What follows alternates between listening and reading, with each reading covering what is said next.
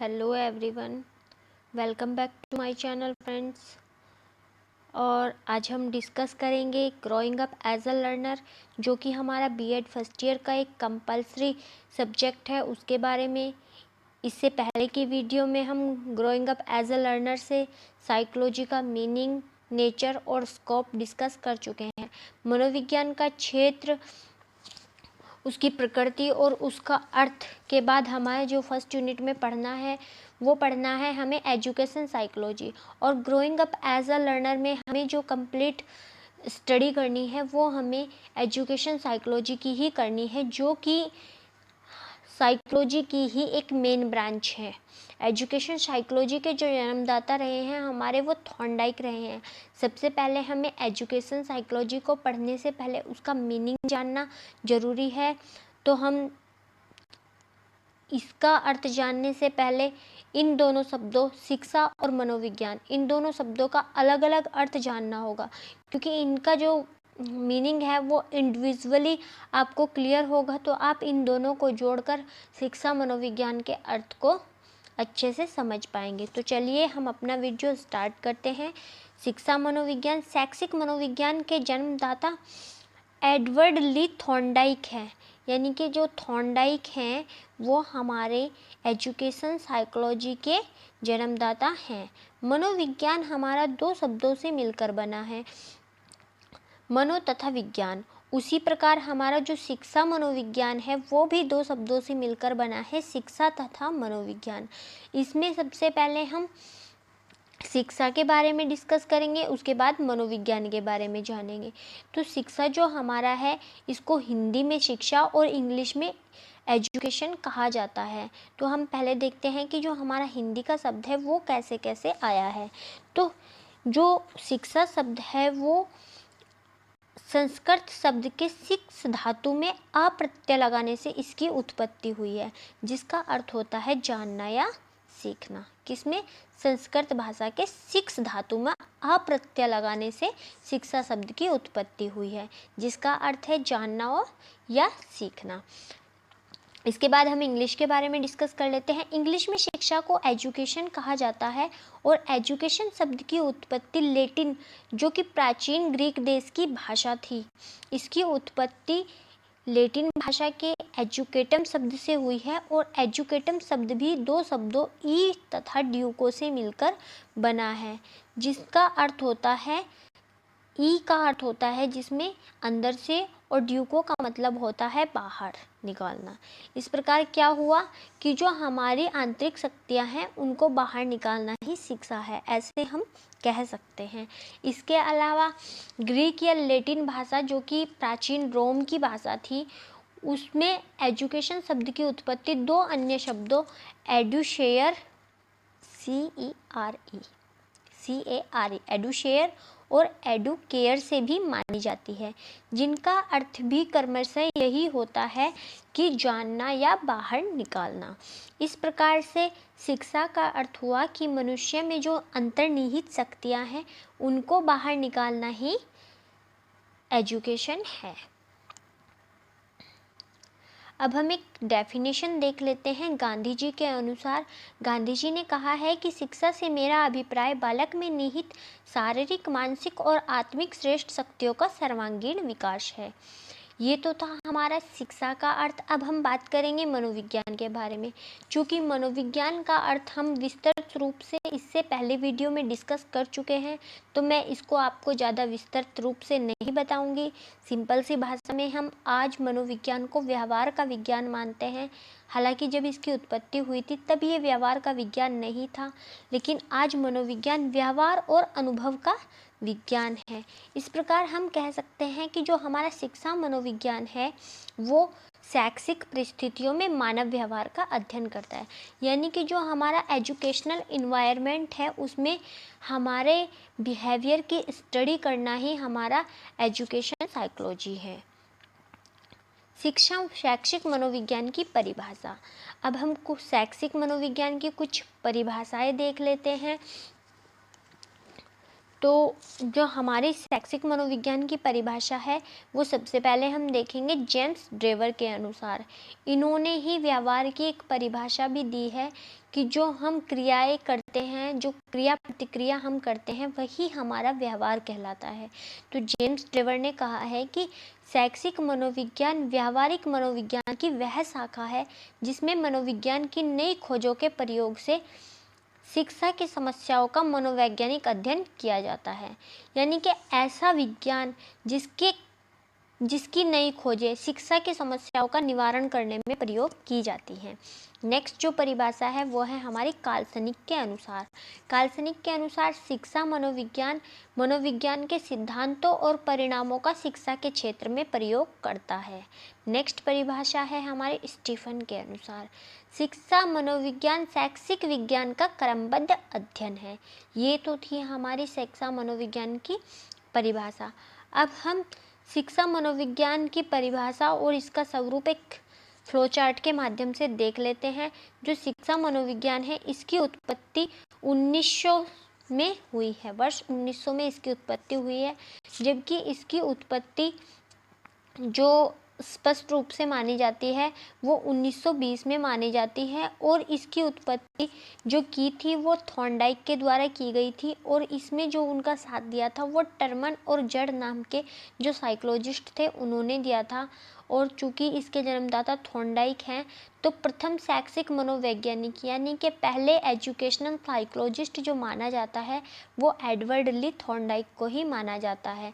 और शिक्षा के क्षेत्र में मनोविज्ञान विषय का सूत्रपात करने वाला जो मनोवैज्ञानिक था वो सबसे पहला मनोवैज्ञानिक रूसो था। ये तो था फ्रेंड्स हमारा एजुकेशन साइकोलॉजी का मीनिंग, सामान्य हमारे अपने शब्दों में भी, और इसके साथ ही हमने कुछ परिभाषाएं भी डिस्कस कर ली हैं। अब हम बात करेंगे शिक्षा मनोविज्ञान के क्षेत्र की, कि इसके क्षेत्र में क्या क्या आता है। इसके स्कोप में जो सबसे पहला आता है वो आता है वंशानुक्रम।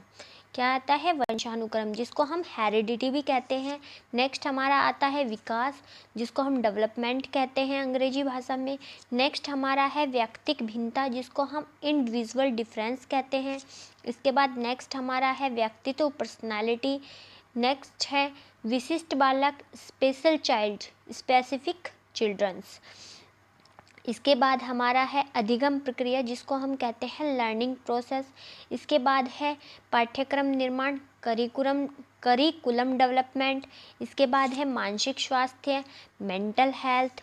और नेक्स्ट हमारा जो है वो है शिक्षण विधियाँ, जिनको हम कहते हैं टीचिंग मेथड्स। नेक्स्ट जो हमारा है निर्देशन एवं परामर्श। क्या है? निर्देशन और परामर्श, जिसको हम कहते हैं गाइडेंस और काउंसलिंग।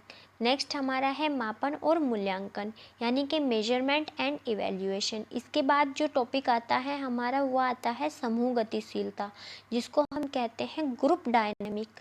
और इसके बाद जो लास्ट हमारा है वो है अनुसंधान, रिसर्च। फ्रेंड्स, अगर आप इस वीडियो को ध्यान से सुनेंगे तो ये सभी चीज़ें आपको इसी वीडियो में याद हो जाएंगी। क्या क्या आया है इसके स्कोप में हम एक बार फिर से डिटेल में डिस्कस कर लेते हैं। हेरिडिटी, जो कि आपको आपके पूर्वजों से प्राप्त होती है, जिसको आप कभी चेंज नहीं कर सकते। डेवलपमेंट, जो कि आपके जीवन में निरंतर चलता रहता है। विकास कहते हैं। इंडिविजुअल डिफरेंसेस, प्रत्येक व्यक्ति अपने आप में भिन्न होता है, सभी का व्यक्तित्व अलग अलग है। इस दुनिया में कोई भी दो व्यक्ति समान नहीं हो सकते, इवन वो ट्विन भी हो। पर्सनैलिटी जो होती है, हमारा व्यक्तित्व होता है कि हम किस परिस्थिति में किस प्रकार का व्यवहार करते हैं, यही हमारा व्यक्तित्व होता है। और स्पेसिफिक चाइल्ड, फ्रेंड्स, आप लोगों की कक्षा में, चूँकि जब आप टीचर बनेंगे तो आपकी कक्षा में सभी बच्चे एक जैसे नहीं होंगे। कुछ बच्चे गिफ्टेड होंगे जो कि बहुत ज़्यादा प्रतिभाशाली होंगे, कुछ सामान्य स्तर के होंगे, और कुछ सामान्य से भी निम्न स्तर के स्टूडेंट्स होंगे। इसके बाद हमारा जो आएगा वो आएगा लर्निंग प्रोसेस, अधिगम प्रक्रिया। अधिगम प्रक्रिया में हम शामिल करेंगे कि सभी लोगों की जो लर्निंग प्रोसेस होती है वो समान नहीं होती। कुछ बच्चे तेज़ी से सीखते हैं, कुछ सामान्य रूप से सीखते हैं, और कुछ बहुत देर से सीखते हैं, तो उन्हीं के अकॉर्डिंग हम अपना पाठ्यक्रम का निर्माण करेंगे। यानी कि जो हमारा पाठ्यक्रम होगा वो बच्चों की विशेषताओं के अनुसार होगा। इसके बाद हमारा आता है मेंटल हेल्थ। फ्रेंड्स, वैसे भी कहा जाता है कि एक स्वस्थ शरीर में ही स्वस्थ मस्तिष्क का निवास होता है। तो जो अगर आप मेंटल रूप से हेल्दी हैं, मेंटली आप फिट हैं, किसी चीज़ के बारे में ज़्यादा नहीं सोचते हैं, ज़्यादा परेशान नहीं होते हैं, तो आप खुद से ही खुश रहेंगे और आपका जो लर्निंग प्रोसेस है वो भी अच्छा रहेगा। इसके बाद आती हैं हमारी टीचिंग मेथड्स, कि हम अपने स्टूडेंट्स को पढ़ाने के लिए कौन से मेथड का यूज़ करते हैं और हमारी टीचिंग उस मेथड से कितनी इफ़ेक्टिव होती हैं। उसके बाद हम अपने स्टूडेंट्स को गाइडलाइंस देंगे और उनके टाइम टाइम पर काउंसलिंग भी करेंगे, ताकि उनको पता चलता रहे कि उन्हें लाइफ में क्या करना चाहिए। इसके बाद हम उनको जो पढ़ाते हैं उसका मेज़रमेंट और इवैल्यूएशन भी करना ज़रूरी होता है। इवैल्यूएशन कभी कभी हम बीच बीच में भी करते रहते हैं, और जो एग्ज़ाम्स के थ्रू इवैल्यूएशन किया जाता है वो भी हमारा इवैल्यूएशन में ही, जो इवैल्यूएशन हमारा एग्ज़ाम टाइम पे किया जाता है वो भी बताता है कि बच्चे ने कितना वर्क किया है। इसके बाद हमारी जो आती है वो आती है ग्रुप डायनेमिक, यानी कि समूह गतिशीलता। और नेक्स्ट जो हमारा है वो है अनुसंधान, यानी कि रिसर्च के द्वारा ही हम पता लगा सकते हैं कि किसी बच्चे के साथ क्या प्रॉब्लम है, या फिर बच्चा किस प्रकार का है, वो गिफ्टेड चाइल्ड है, नॉर्मल चाइल्ड है, या फिर कोई बैकवर्ड चाइल्ड है। अब हम बात करेंगे शिक्षा मनोविज्ञान की प्रकृति की। फ्रेंड्स, वैसे तो शिक्षा मनोविज्ञान की प्रकृति व्यावहारिक मनोविज्ञान की है। अगर एक शब्द में हम कहें तो ये एक व्यावहारिक मनोविज्ञान है, लेकिन इसकी कुछ प्रकृति है, इसकी कुछ विशेषताएं हैं जिनको हम कुछ पॉइंट्स में देखेंगे। जो हमारा सबसे पहला पॉइंट है वो है कि यह शैक्षिक समस्याओं का समाधान का विज्ञान है, यानी कि जो हमारी एजुकेशनल प्रॉब्लम्स हैं उनको ये सॉल्व करने वाला साइंस है। नेक्स्ट वन है शिक्षा मनोविज्ञान एक धनात्मक मनोविज्ञान है, यानी कि एक पॉजिटिव मनोविज्ञान है। नेक्स्ट हमारा है शिक्षा मनोविज्ञान विद्यार्थियों के व्यवहार का व्यवस्थित अध्ययन करता है, यानी कि जो हमारे विद्यार्थी हैं उनके व्यवहार को देखता है कि वो सही से ग्रो हो रहा है या नहीं हो रहा है, और अगर वो कुछ डिफरेंट बिहेवियर करते हैं तो उसका रीज़न पता लगाकर उनको अच्छे से ट्रीट करने के लिए भी ये हमारी हेल्प करता है। इसमें जो नेक्स्ट है हमारा वो है, इसमें शिक्षण की वैज्ञानिक विधियों का प्रयोग किया जाता है, यानी कि जो हमारे टीचिंग मेथड्स होते हैं वो इतने इफ़ेक्टिव हो जाते हैं कि बच्चों को आसानी से याद हो जाता है। शिक्षा मनोविज्ञान के सिद्धांत और नियम सार्वभौमिक तथा प्रमाणिक हैं, यानी कि जो शिक्षा मनोविज्ञान के द्वारा जो प्रिंसिपल्स दिए गए हैं वो यूनिवर्सल हैं और इसके साथ ही वो प्रमाणिक भी हैं। अर्थात में पूरी पृथ्वी पर एक ही ऐसा नहीं है कि इंडिया के बच्चों के लिए वो प्रिंसिपल्स कुछ और काम करते हैं और अमेरिका के बच्चों के लिए कुछ और काम करते हैं, या फिर इंग्लैंड में वो कुछ और काम करते हैं। यानी कि जो नियम है वो सभी जगह समान है, जो बच्चे का डेवलपमेंट है वो सभी जगह समान होता है। नेक्स्ट जो हमारा है शिक्षा मनोविज्ञान तथ्यों पर आधारित है, यानी कि जो हमारी एजुकेशन साइकोलॉजी है वो फैक्ट्स पर आधारित है। इसके नियमों के आधार पर भविष्यवाणी भी की जा सकती है, यानी कि हम बता सकते हैं कि फ्यूचर में वो बच्चा कैसा रहेगा। जैसे कि हम किसी भी बच्चे की आईक्यू लेवल के आधार पर बता सकते हैं कि वो बच्चा कैसा होगा, इंटेलिजेंट होगा, नॉर्मल होगा, या फिर मंदबुद्धि होगा। इस प्रकार फ्रेंड्स हमने मनोविज्ञान को एक प्रगतिशील, विकासशील और व्यवहारिक विज्ञान के रूप में जाना, यानी कि जो हमारे मनोविज्ञान है वो एक प्रगतिशील, विकासशील और व्यवहारिक विज्ञान है। ये हमारे शैक्षिक मनोविज्ञान की प्रकृति थी। नेक्स्ट जो हम देखेंगे वो देखेंगे कि एक टीचर के लिए शिक्षक मनोविज्ञान की जो शैक्षिक मनोविज्ञान है उसकी क्या उपयोगिता है। तो शिक्षा मनोविज्ञान को अध्यापक उसकी कक्षा में उपस्थित बालकों के व्यवहार की अभिरुचि, अभियोग्यता आदि का ज्ञान कराने में सहायक होता है, यानी कि जो एजुकेशन साइकोलॉजी है उसकी हेल्प से जो टीचर है वो बच्चों के व्यवहार, उनका एप्टीट्यूड, उनका एटीट्यूड, उनकी एबिलिटी के बारे में पता लगा सकता है। नेक्स्ट जो हमारा है ये यह शिक्षक को उपयुक्त शिक्षण विधि के चयन में सहायता करता है। यानी कि जो टीचर है वो कौन से टीचिंग मेथड का यूज़ करेगा, ये हम इसकी सहायता से पता लगा सकते हैं। जो एजुकेशन साइकोलॉजी है ये छात्र के व्यवहार का मूल्यांकन करने के लिए शिक्षक को हेल्प करता है। यानी कि जो शिक्षक है वो छात्र का इवैल्यूएशन कैसे करेंगे और इवैल्यूएशन की जो नई टेक्निक होती है उनसे भी ये परिचित कराता है। यह शिक्षक को बालकों को अभिप्रेरित करने की विधियों से परिचित कराता है। यानी कि जो टीचर है वो स्टूडेंट्स को कैसे मोटिवेट रख सकता है और कैसे उनके कंटेंट को इंटरेस्टिंग बना सकता है, ऐसा भी शिक्षा मनोविज्ञान के द्वारा ही टीचर पता कर सकता है। जो शिक्षा मनोविज्ञान है ये टीचर की पर्सनैलिटी के डेवलपमेंट में भी हेल्पफुल होता है। यानी कि शिक्षा मनोविज्ञान के अध्ययन से जो टीचर होता है वो अपनी पर्सनैलिटी डेवलपमेंट कर सकता है, वो खुद को भी इवैल्यूएट कर सकता है कि उसको कौन सी सिचुएशन में बच्चों के साथ कैसा बिहेवियर करना चाहिए। जो शिक्षा मनोविज्ञान का ज्ञान है उसके द्वारा शिक्षक छात्रों में सामाजिक भावना का विकास कर सकता है, जिससे कि वे एक अच्छे नागरिक बन सकेंगे और किसी भी समूह में एक क्रियाशील सदस्य के रूप में कार्य करने के लिए छात्रों को प्रेरित करता है। यानी कि जो शिक्षा मनोविज्ञान है इसके माध्यम से जो टीचर है वो बच्चों को बता सकता है कि वो कैसे एक अच्छे नागरिक बनेंगे और उनमें एक अच्छे नागरिक के गुणों को भर सकता है।